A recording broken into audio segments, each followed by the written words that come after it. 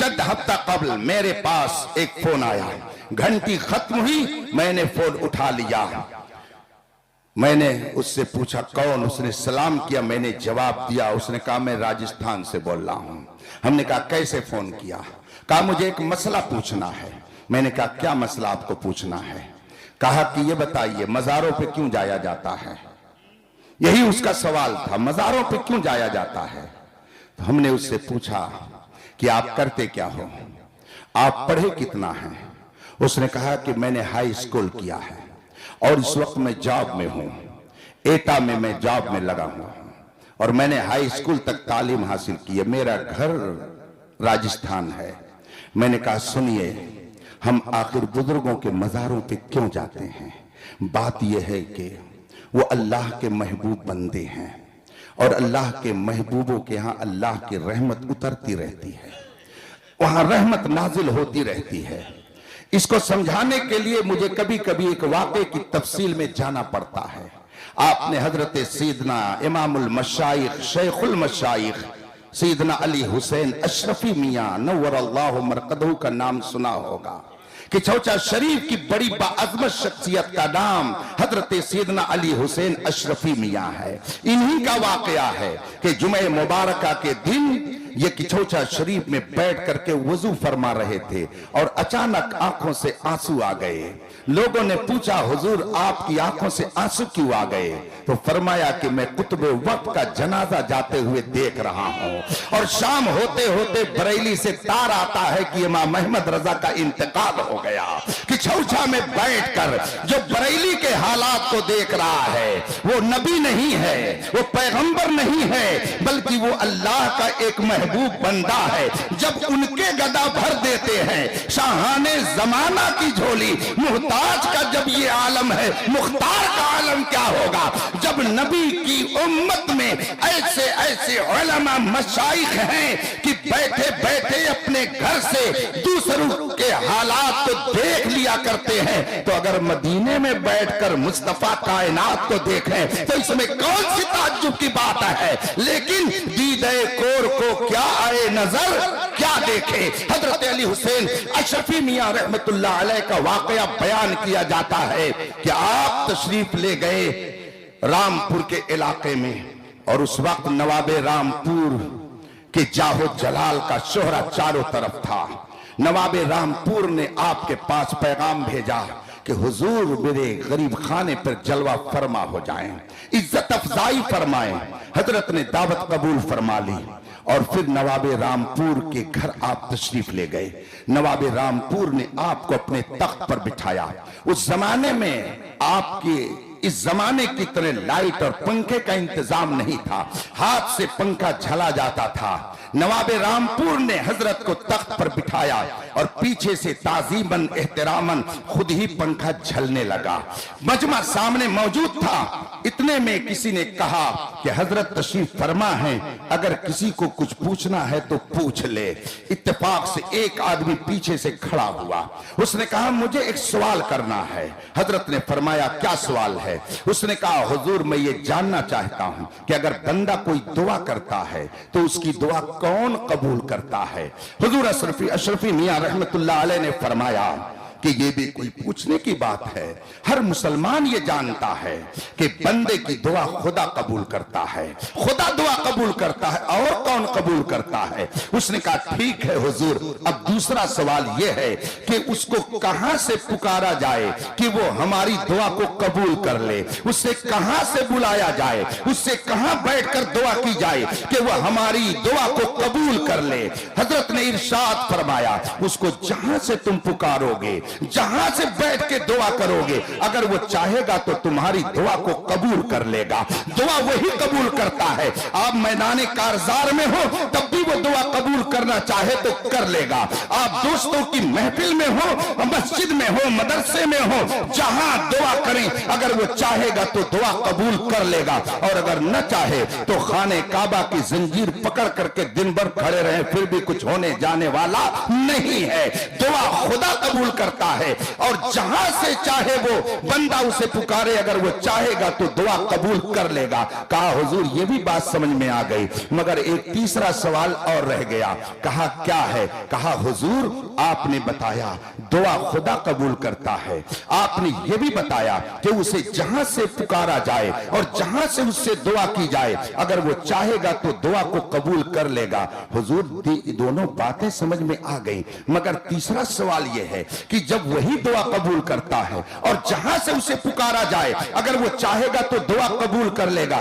हुजूर तब आप क्यों कहते हैं किसी परेशान ज़दा को, मुसीबत ज़दा को, आपके पास अगर कोई आसेब ज़दा आता है तो आप कहते हैं कि छोछा चले जाओ, और अगर किसी को औलाद की जरूरत होती है तो आप कहते हैं अजमेर चले जाओ, और अगर किसी को बीमारी से शिफा लेनी है, कोढ़ का मर्ज उसका ठीक होना है, तो उसको आप कहते हैं कि इसको लेकर के बहराइच चले जाओ। जब दुआ खुदा कबूल करता है तो क्यों आप बहराइच भेजते हैं, क्यों किछोछा भेजते हैं, क्यों अजमेर भेजते हैं? हजरत ने फरमाया ठीक है, तुम्हारा सवाल सही है। बात तो समझ में आ रही ना आप लोगों के? हम भी आप ही के दरमियान के हैं, ना आप इंग्लैंड से, हम तुरान से हैं, हम दोनों के दोनों हिंदुस्तान ही से हैं। अगर आप मेरी गुफ्तगू को संजीदगी से थोड़ी देर और समाप्त कर लेंगे तो मैं समझूंगा मेरा आना उसूल हो गया। आपने फरमाया बेशक खुदा दुआ कबूल करता है और जहां से पुकारा जाए वो अगर चाहेगा तो दुआ कबूल कर लेगा। अब आपने उससे फरमाया आओ करीब आ जाओ।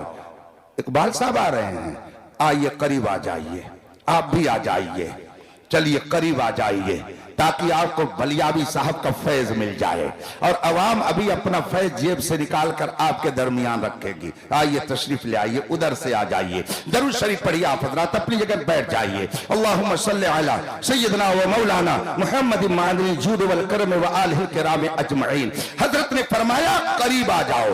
अब वहां से उठा, आपके पास कुर्ब में आकर बैठ गया।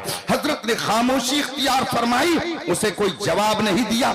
थोड़ी देर के बाद फरमाया अपनी जगह पर चले जाओ। अब फिर वो अपनी जगह पर चला गया। थोड़ी देर के बाद हजरत ने फरमाया वो साइल किधर है जिसने सवाल किया था? कहा जी हजरत हाजिर हूं। कहा आओ करीब आ जाओ। उसने कहा हुजूर एक मर्तबा आपने बुलाकर मुझे भरी महफिल में रुसवा किया, आपने मुझे बुलाया, कोई जवाब नहीं दिया और आपने मुझे वापस कर दिया, क्या हुजूर फिर ऐसा ही करेंगे? फरमाया कि आओ करीब तो आओ। फिर वो दोबारा करीब आकर बैठ गया। हजरत ने इरशाद फरमाया ये बताओ कि तुम वहां बैठे थे तब तुम्हें हवा लग रही थी या मेरे करीब में आए तब तुम्हें हवा लगने लगी है? उसने कहा हुजूर मैं दूर था तो मुझे हवा नहीं मिल रही थी, मगर मैं करीब आपके बैठ गया तो मुझे हवा मिलने लगी। और हवा कौन दे रहा था? पंखा कौन झल रहा था? नौकर और खादिम नहीं, बल्कि खुद नवाबे रामपुर पीछे से हवा झल रहा था, वो पंखा झलकर हवा दे रहा था। अब जो ही उस साइल ने कहा हुजूर मैं वहां था तो मुझे हवा नहीं मिल रही थी, मैं आपसे करीब हुआ तो मुझे हवा मिलने लगी। हजरत ने नवाबे रामपुर की तरफ इशारा करते हुए फरमाया नवाब साहब आप मुझे हवा दे रहे हैं या इसे हवा दे रहे हैं? तो आपने जी ही ये सवाल किया। नवाबे रामपुर कहता है हुजूर इसकी क्या हैसियत है कि मैं इसको पंखे झलूं?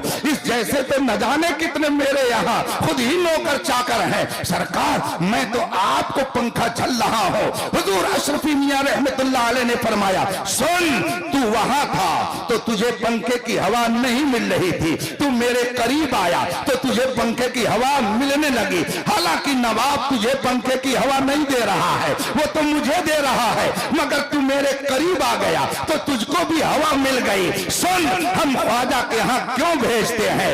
इसलिए कि ख्वाजा महबूबे बारगाहे इलाही है। ख्वाजा का दरबार वो है जहां पर रहमतों का हरदम नुज़ूल होता है, तजल्लियात की बारिश होती है, अनवारे इलाही वहां झमाझम बरसते हैं। और हम ये भी जानते हैं कि ये अवाम इनकी जबान में वो तासीर नहीं है, इनके किरदार में वो पाकीज़गी नहीं है, इनकी गुफ्तार में वो तकद्दुस नहीं है, ये इस काबिल नहीं है कि फौरन इन पर रहमत इलाही मुतवज्जे हो जाए। हम ख्वाजा के यहाँ इसलिए भेज देते हैं कि वहां जो रहमतों की झमाझम बारिश हो रही है ये भी करीब में पहुंच जाएंगे, उस बारिश से इन्हें भी हिस्सा मिल जाएगा। सुभान अल्लाह सुभान अल्लाह। नारे तकबीर, जोर से बोले नारे रिसालत।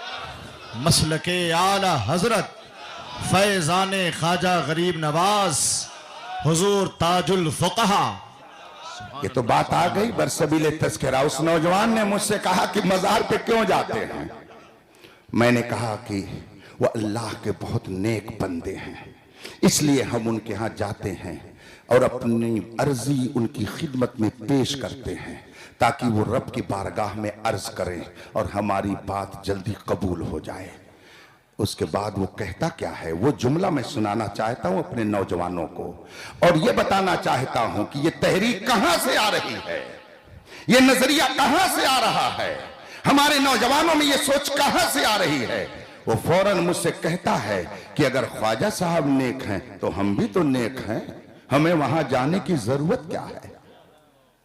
نبی سے بھی برابری کرنے والے پیدا ہوئے، ولی سے بھی برابری کرنے والے پیدا ہوئے، اور جس کو استنجا کرنے کا شعور نہیں وہ اپنے آپ کو خواجہ کے برابر کہہ رہا ہے. یہ نظریہ کہاں سے آیا؟ یہ تحریک کون سی ہے جو ہمارے نوجوانوں کو نبیوں کے شانہ بشانہ کھڑا کر کے ان کی برابری کا ذہن دے رہی ہے؟ یہ تحریک کہاں سے چل رہی ہے جو اپنے آپ کو خواجہ غریب نواز کے برابر نوجوانوں کو ذہن دے رہی ہے؟ ایسے تم بھی ہو، وہاں جانے کی ضرورت کیا ہے؟ کچھ تو ہے جس کی پردہ داری ہے، یوں کوئی بے وفا نہیں ہوتا. آج لوگ کہتے ہیں فلسطین جل رہا ہے، فلاں جگہ یہ ہو رہا ہے. یہ جلا کون رہا ہے؟ کٹا کون رہا ہے؟ لوگوں کو مروا کون رہا ہے؟ تاریخ اٹھا کر کے دیکھیے فلسطین کو تو معلوم ہوگا. میں بہت ہی صفائی سے چند جملوں میں اپنی بات عرض کر دیتا ہوں. سب تباہی کی ذمہ داری آل سعود کے سر جاتی ہے جسے وہابیت کہا جاتا ہے. یہ میں نہیں کہتا، یہ پوری تاریخ کہہ رہی ہے. اٹھا کر کے نیٹ پر جا کر کے آپ دیکھیے تو آپ کو معلوم ہوگا ہندوستان میں نرسمہا راؤ کے زمانے سے پہلے اسرائیل کو ملک نہیں تسلیم کیا جاتا تھا.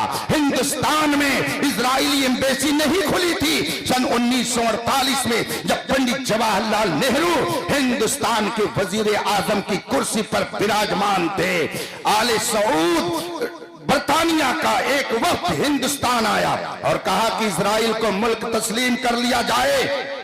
پنڈت جواہر لال نہرو نے کہا ہمیں معلوم ہے کہ فلسطین عربوں کا ہے، اسرائیل کا اس پر کوئی حق نہیں ہے، ہم اسے ملک نہیں تسلیم کر سکتے. آپ ہمارے ہاں مہمان بن کر آئے ہیں، رہیے، مگر ہم اس پر ہم معاہدے پر دستخط نہیں کر سکتے. ہم جانتے ہیں کہ فلسطین عربوں کا ہے، اسرائیل اور یہودیوں کا وہاں کوئی حق نہیں ہے. یہ وہاں ہندوستان سے وہ ڈیلیگیٹ، وہ وفد واپس چلا گیا، مگر پنڈت جواہر لال نہرو نے اس معاہدے پہ دستخط نہیں کیا. کیا وہ کلمہ پڑھنے والا تھا؟ کیا وہ مسلمان تھا؟ کیا وہ نمازی تھا؟ نہیں، مگر اس مسئلے میں اس نے انصاف دکھائی اور کہا کہ فلسطین عربوں کا ہے، یہودیوں کا کوئی حق نہیں ہے. مگر یہی ڈیلیگیٹ برطانیہ کا، یہی وقت جب آل سعود کے پاس سعودیہ گیا، تحریر موجود ہے، نیٹ پر سارے میٹرز موجود ہیں، آپ جا کر کے اس کو دیکھ سکتے ہیں. باقاعدہ آل سعود نے لکھ کر کے دیا کہ برطانیہ فلسطین یہودیوں کو دے دے یا دنیا کی کسی قوم کو دے دے، ہم صبح قیامت تک برطانیہ کی رائے کی مخالفت نہیں کر سکتے ہیں. مجھے بتائیے کہ آج جو وہاں پہ حالات ہیں اس کا ذمہ دار کون ہے؟ بات دوسری طرف چلی جائے گی. نوجوانوں کے ذہنوں کو برباد کر کے ان کو ولیوں کے برابر رہنے کا ذہن کون سی تحریک دے رہی ہے؟ ہم بھی کرتے ہیں تو ہو جاتے ہیں بدنام، یہ قتل بھی کرتے ہیں تو چرچا نہیں ہوتا. مجھ سے اس نوجوان نے کہا کیوں جاتے ہیں؟